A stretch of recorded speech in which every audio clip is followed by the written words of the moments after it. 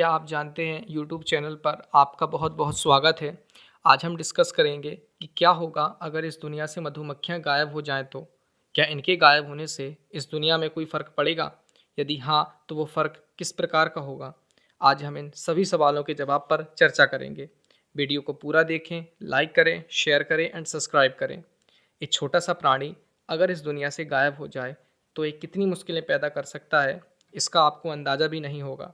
दुनिया में हर जानदार चीज़, चाहे वो एक छोटी-सी ही चींटी क्यों ना हो, बगैर किसी वजह के पैदा नहीं हुई है। इसका भी इकोसिस्टम में कोई ना कोई योगदान रहता है। इसी तरह इन मधुमक्खियों का भी इस इकोसिस्टम में एक बहुत बड़ा योगदान है। ये मक्खियाँ एक फूल पर इनका रस, जिसको नेक्टर कहते हैं, चूसने जाती हैं और इस फूल पर लगे पॉलन इनकी बॉडी में लग जाते हैं। और यही मक्खी जब दूसरे फूल पर जाके बैठती है, तो जो इसकी बॉडी में लगे पॉलन को झड़ा देती है और ऐसा करके ये पॉलन एक फूल से दूसरे फूल पर ट्रांसफ़र हो जाते हैं। इस प्रोसेस को हम पॉलिनेशन कहते हैं और इसी प्रोसेस से हमें अलग-अलग प्रकार के फल जैसे आम, सेब, अनार, स्ट्रॉबेरी, बादाम वगैरह मिलते हैं। हालाँकि नेचर ने इन मधुमक्खियों के अलावा भी और बहुत से इंतज़ाम किए हैं, जैसे कि हवा से पॉलिनेशन, पानी से पॉलिनेशन, हाथी से, चींटी से वगैरह-वगैरह, इन सभी से भी पॉलिनेशन होता है। लेकिन इन सब में सबसे ज़्यादा मधुमक्खियों से ही पॉलिनेशन होता है। पर क्या आप जानते हैं, इनकी जो तादाद है, यानी इनकी जो आबादी है, वो लगातार कम होती जा रही है। सन 2013 से 2014 के आंकड़े हमें ये बताते हैं कि सर्दियों में जो इनकी कॉलोनीज़ की तादाद थी, उनमें से 25% तक कमी आई है, यानी लगभग 25% मधुमक्खियाँ मर गई हैं। आपको बता दूं कि बादाम भी मधुमक्खियों के पॉलिनेशन के कारण ही मिलते हैं। अकेले कैलिफोर्निया में बादाम की फसल को सफल पॉलिनेशन के लिए 1.4 मिलियन यानी 14 लाख मधुमक्खियों की ज़रूरत होती है। 1990 से अभी तक लगभग 25% आबादी कम हो गई है। रिसर्चर ये बताते हैं कि इसका जो मुख्य कारण है वो है कीटनाशक यानी इंसेक्टिसाइड का इस्तेमाल करना, जो इन मक्खियों के नर्वस सिस्टम को ख़राब करता है और ये मक्खियाँ अपना रास्ता भूल जाती हैं।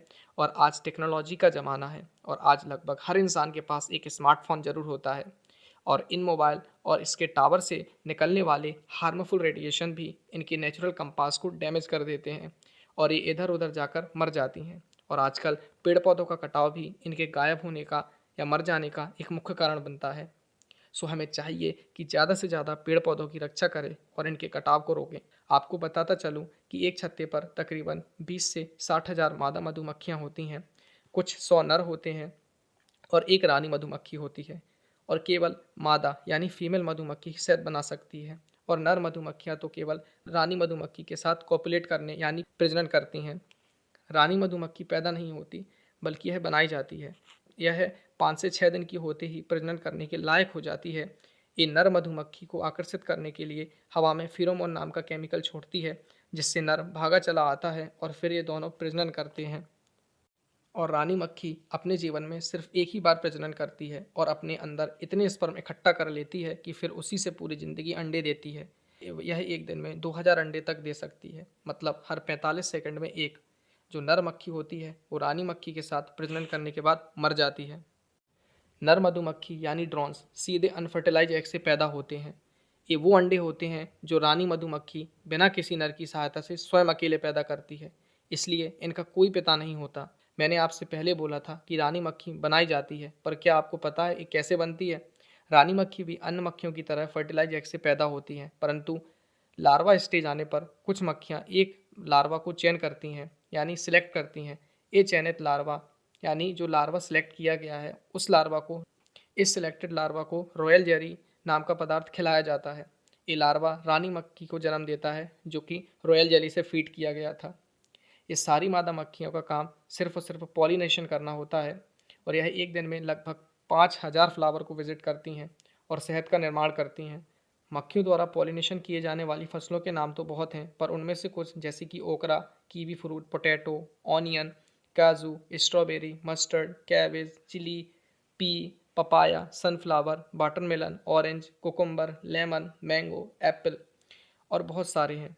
तो आप और हम ज़रा सोचें, अगर इस दुनिया से सारी मधुमक्खियाँ गायब हो जाती हैं और तो इनसे पॉलिनेट होने वाली फसलें जो मैं अभी बता चुका हूँ वो सब गायब हो जाएंगी और इन फसलों पर डिपेंड एनिमल्स भी मर जाएंगे और एटमॉस्फेयर में ऑक्सीजन का लेवल भी कम हो जाएगा और जो सबसे बड़ी गॉड गिफ्टेड चीज़ है, जो कि शहद है, वो भी ख़त्म हो जाएगी।